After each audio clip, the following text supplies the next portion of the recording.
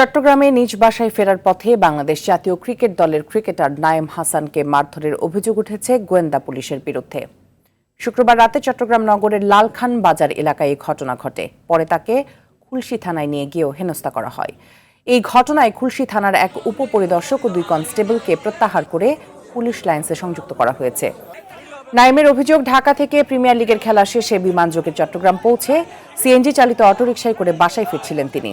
লালখান বাজারে পৌঁছলে ডিবি পরিচয়ে কয়েকজন তার গাড়ির গতিরোধ করেন এবং অন্য একটি গাড়িতে তোলার চেষ্টা করেন। এতে আপত্তি জানালে তাকে মারধর করা হয়। তার দাবি, নিজের পরিচয় দেওয়ার পরও হেনস্থা বন্ধ হয়নি।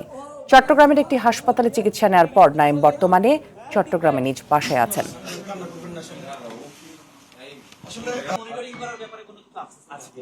তাদেরকে বিষয় তদন্ত করবো, আমরা একটা কমিটি করে দিয়েছি। লালখান বাজার ফ্লাইওভারের নিচে আমার সিএনজি দাঁড়া করাইছে। উনি হলো সিএনজি ড্রাইভার। আমি বের হয়ে দাঁড়াইছি, পরে উনি আমাকে কিছু বলে নাই, ওনার গাড়ির কাগজপত্র নিছে। পরে আমি বলতেছি আপনি ব্যাগ চেক করেন, বলতেছি তুই গাড়িতে উঠ। গলা চিপে ধরে আমাকে গাড়িতে তুলে ফেলছে। আমি বলতে, আপনি আমাকে গলা চিপে ধরে কেন তুলতেছেন? আমি ধাক্কা মেরে বেরিয়ে গেছি। এরপর উনি আমাকে গলা চিপে ধরে ওদের গাড়িতে ধরে রাখছে, আর ওরা ইচ্ছা মতন হ্যারাসমেন্ট করতেছিল।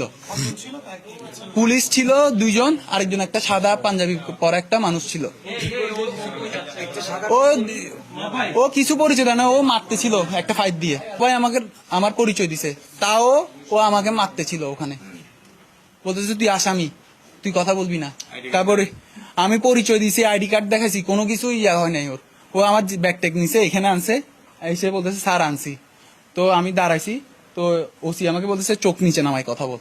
এটা কোনোভাবে নর্মালি নিয়ে আর কিছু না, কারণ আজকে আমার সাথে হয়েছে, ঠিক আছে, আজকে আমার সাথে হয়েছে, কালকে আরেকজনের সাথে হইলে ও কার কাছে যাবে? ওর জন্য আপনি আসবেন না। এতগুলো 100 জন মানুষ আসবে না, কেউ আসবে না। ওই মানুষগুলো ভুক্তভোগী হবে। তাকে অলরেডি আটক করা হয়েছে, এবং আমি যেটা বলেছি, যেটা পুলিশ সদস্য যারা দায়ী আছে, পুলিশ সদস্যদের বিরুদ্ধে বিধি মোতাবেক সর্বোচ্চ ব্যবস্থা গ্রহণ করা হয়।